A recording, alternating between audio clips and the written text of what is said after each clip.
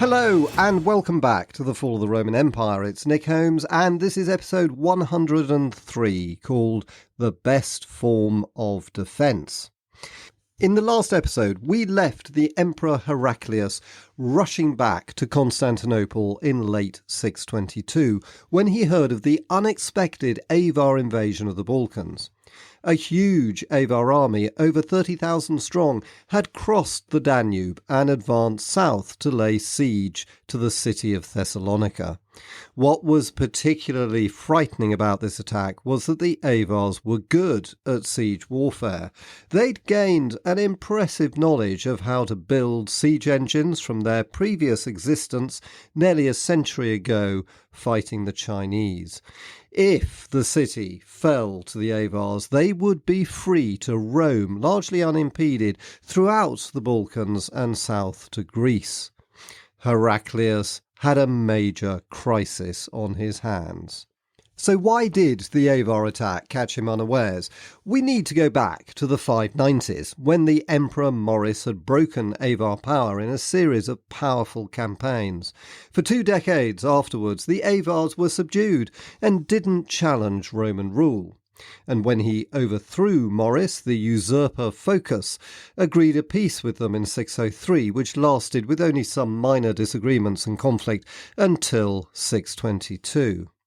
Our sources say it was the coronation of a new Avar Khagan, whose name we don't know, which caused a reappraisal of Avar policy towards Rome.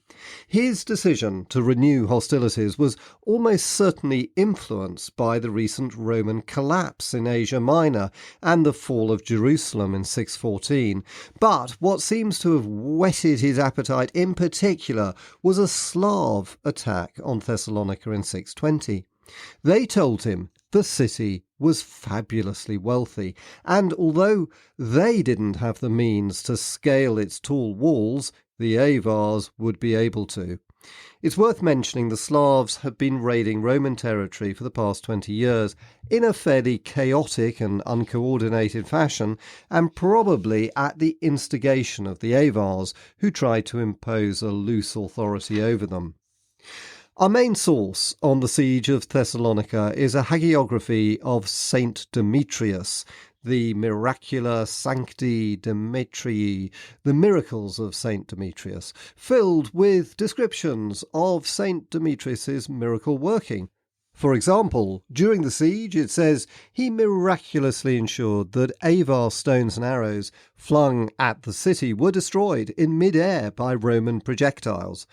But what's clear from the account, miracles or no miracles, is that the Romans put up a very effective resistance. The truth was probably that the enormous city walls dating back to the crisis of the 3rd century, as well as Roman control of the sea, thwarted the Avars' attempt to take the city.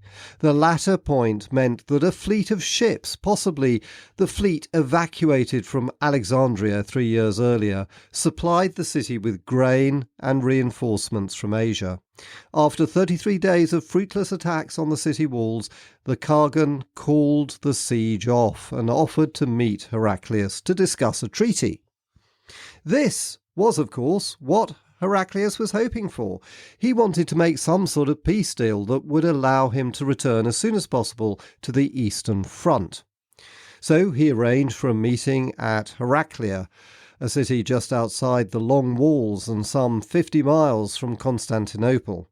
Heraclea contained a grand palace and a hippodrome, and Heraclius organised chariot racing there in the hope this would overawe the Avars and persuade them to agree favourable terms. However, he completely underestimated the resourcefulness and cunning of the new Khagan. When he was travelling to Heraclea and just as he passed the Long Walls, Roman scouts spotted a large Avar force concealed in nearby woods. Heraclius realised he was walking straight into a trap. Immediately, he rode away as fast as he could back to Constantinople, clutching his crown under his arm. Meanwhile, the Avars surged forward, seizing most of the royal robes, racing equipment, and taking prisoner many of Heraclius's own servants. They broke through the long walls and advanced straight down the Via Ignatia, the main road leading directly to the Hebdomon and the Golden Gate, the main ceremonial entrance to Constantinople. The Romans were taken completely by surprise. Many citizens had set out to enjoy a day's chariot racing at Heraclea and now fled pell-mell back to the city or were taken prisoner.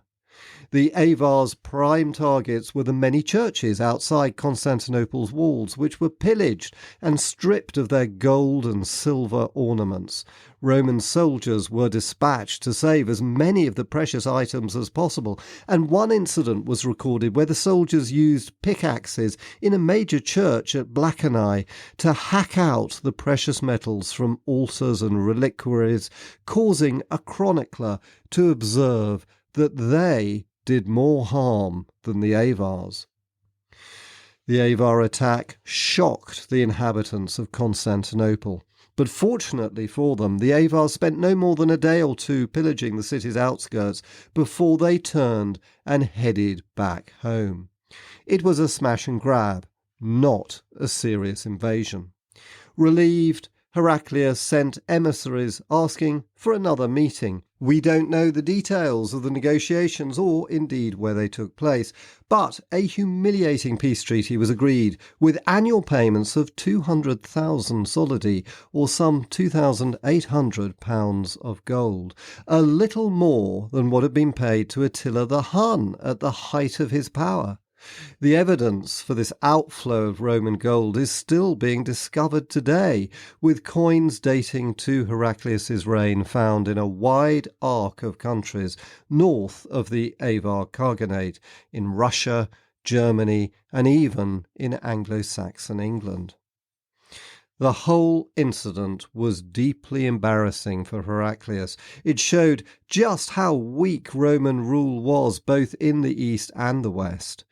The only positive to come out of it for Heraclius was the impression it made on the Roman population, for they understood the gravity of the situation they were in. Heraclius had already cut the pay to the army and the civil servants. He'd taken most of the gold from the church, and yet there was no protest against him. The Romans knew the empire was on the edge of a disaster that might be irrecoverable. With the Avars pacified, Heraclius could now turn back to the war in the east. In the last episode, we covered how after the fall of Egypt, he'd used church gold to recruit and train a new army in 622 that brought the Persian advance through Anatolia to a shuddering halt. His other main achievement was to make an appeal to the Turks, perhaps the strongest of all the great powers in Western Eurasia. They were a nomadic confederation similar to the Avars and controlled a vast expanse of the steppes stretching from the frontiers of China to the Black Sea. They'd previously allied with the Romans against the Persians in Tiberius II's reign, when their attacks on Persia's eastern frontier had helped the general and future Emperor Maurice to score some considerable victories in Mesopotamia. The Turks will become a vital part of our story, but not yet. At this time, the alliance was only a gleam in Heraclius's eye when, in 624, he dispatched an embassy led by a high-ranking Roman official called Andrew to the western Turkish Khagan named Tong. Andrew sailed to a Turkish-held port on the Black Sea and then travelled overland, thereby avoiding the hazardous passage through the Caucasus. When he arrived at the Khagan's court, he brought gifts and promised, quote, innumerable and countless treasures if the Turks were to renew their war against the Persians. He persuaded the Khan Persia's eastern frontiers would be easy prey when they were fully committed against Rome, and it would be a double win for the Turks, taking both Roman payments and capturing Persian spoils. Andrew led a Turkish delegation back to Constantinople in 625, and as we'll hear in a future episode, the Turks would play a major part in the last war of antiquity. But for now, the benefits of the Turkish alliance lay far in the future. In 624, it was doubtful whether Heraclius would even be around long enough to enjoy those benefits. For, with the sudden reappearance of the Avars as a dangerous new enemy in the west, and the Persian threat still as powerful as ever in the east, something truly remarkable was needed if Rome was to survive. It was the Chinese military strategist Sun Tzu who said back in the 6th century BC, over 1,000 years before the Great War between Rome and Persia, that, quote, attack is the best form of defence. It's highly unlikely Heraclius had ever heard of this, but he was probably its best exponent in perhaps all of history, for in the dark days of 623 he seems to have decided Rome's survival could only be achieved by implementing the most radical military plan any Roman emperor or general had ever devised. I'm sure most military strategists both then and now would have told him the best policy was to wear the Persians down in a war of attrition, fighting to the last man in every fortress and town on the road to Constantinople. But Heraclius wasn't most people. He came up with a strategy which seems just as astounding today as it must have seemed at the time. He decided to throw caution to the wind and launch a major assault into the heart of Persian territory. Now, I really struggle to think of almost any example in ancient history of such a bold strategy, except perhaps Hannibal's surprise invasion of Italy through the Alps. Our main chronicler for this period, George of Pisidia, says Heraclius spent the winter of 623 planning his campaign against Persia. To show solidarity with his soldiers, he left the comfort of the palace in Constantinople to stay in the army's winter quarters on the European side of the Bosphorus. There, George tells us of a curious incident when he broadcast a letter purportedly from Khosroes threatening to make the emperor his slave and to obliterate Christianity. Historians think this was made up and used as propaganda to motivate the Roman army and population against the Persians. He left Constantinople on the 25th of March, accompanied by his new wife, Martina, who he married after the tragically early death of Eudocia, who'd been extremely popular with the people of the city and borne him two children, Epiphania Eudocia and Heraclius Constantine. The whole family travelled with the army to Nicomedia, where they celebrated Easter on the 15th of April, after which the children returned to Constantinople while Martina stayed with him. His family's presence showed their complete commitment to the impending war. Meanwhile, on the Persian side, Khosroes was mustering his forces for an attack on Constantinople. His general Shahrbaraz had taken Ankara in 623, while Heraclius was distracted by the Avars, but otherwise the Persian armies in Anatolia were licking their wounds after the unexpectedly fierce Roman resistance in the summer, which had halted their offensive. Khosroes was at Ganzak near Lake Urmia in northern Iran, marshalling what was probably a new army said to be 40,000 strong.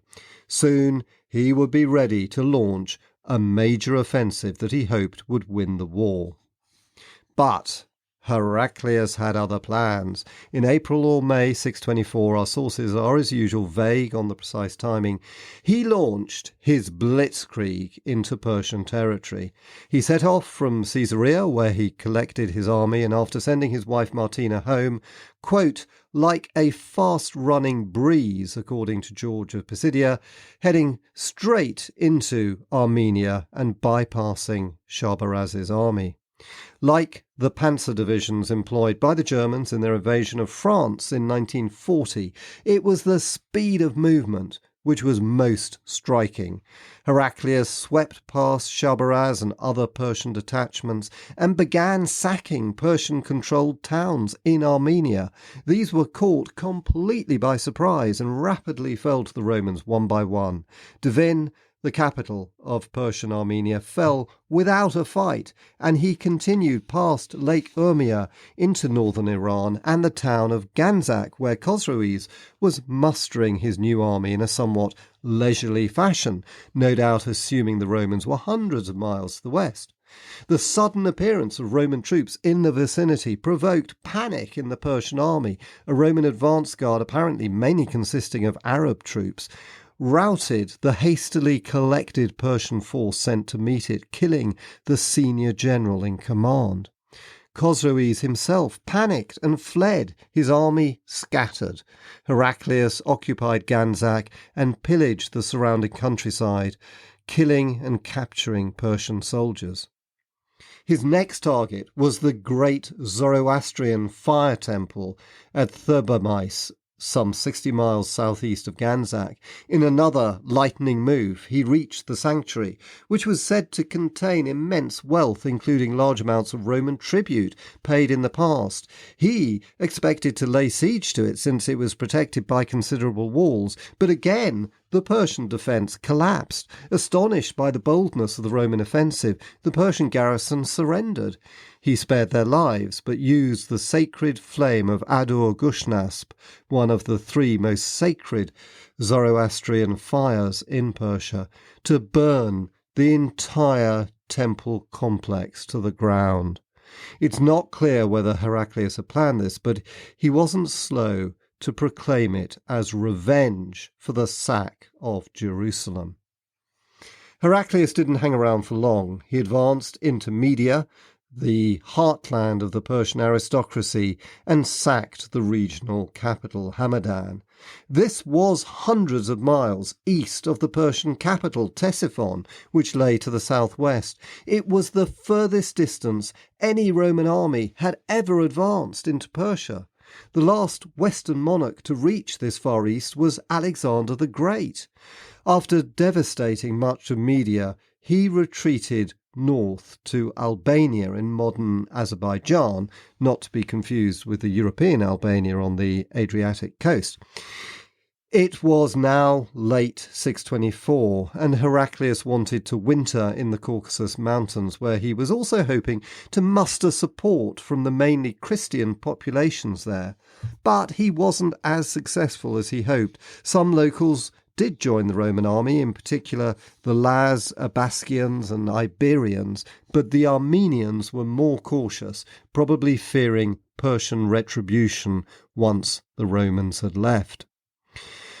Meanwhile, the Persians planned their revenge. Khosroes' reputation with the Persian nobility had suffered an enormous blow because of the devastation wrought in Media, and he wanted to parade Heraclius' head in Ctesiphon.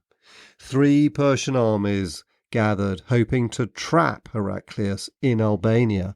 The 2 main Persian generals, Shabaraz and Shan, commanded the armies in Mesopotamia and Anatolia, while a 3rd, Sheraplakon, led a new force out of Persia. Our sources are vague, but it seems the Romans' superior mobility, as ever, disorientated the Persians, and Heraclius led them around in circles while he looked for the best place to attack them. When Shabaraz and Sheraplakon joined forces and thought they'd cornered Heraclius, they found they'd been lured into an ambush and were routed when the Romans attacked them. Sheraplakon was killed in the battle.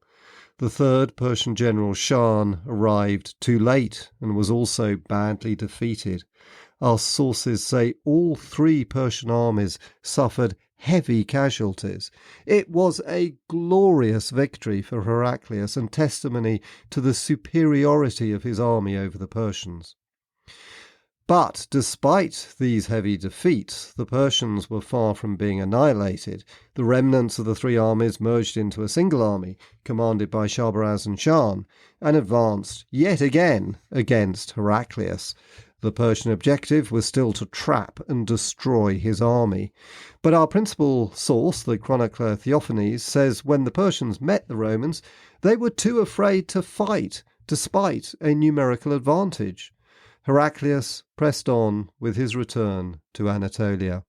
One last engagement is recorded when an elite force of 6,000 Persian horsemen were cut to pieces by an equivalent force of Romans.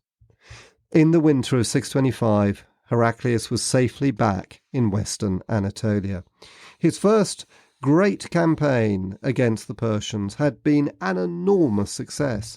Despite the likely hyperbole of some of our sources, which are more pro-Roman than pro-Persian, archaeological investigation of the great fire temple of Adur-Gushnasp has confirmed its destruction in 624, and there seems little doubt he did indeed defeat 3 Persian armies and proved the Roman army was superior to the Persians. We can see that George of Pisidia's praise for him was not mere flattery. One of the biggest historical mysteries is what sort of army was he leading? George of Pisidia praises it as expertly trained and highly disciplined, but otherwise provides no information whatsoever on numbers or types of soldiers. So, what made it so successful? I suspect it was the type of Roman army born in the 5th century to fight Attila the Hun, by which I mean a highly professional force of armoured horse archers supported by heavy infantry. Belisarius had used this type of army to defeat the Persians and to reconquer much of the west. My guess is that Heraclius's army had a higher mix of cavalry to infantry than Belisarius's, which gave it such striking mobility. Maybe the infantry also had their own mounts.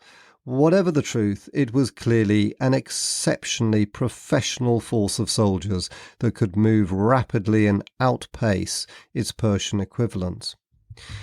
But despite all his glorious victories, by the end of 625, little had changed. The Persians still held the initiative, and Roman victory was still a remote dream. And over that cold winter, he learnt something very worrying indeed. Khosroes had succeeded in contacting the Avar Khagan. They were now planning a joint attack on the Roman capital. Heraclius was about to face his greatest crisis yet.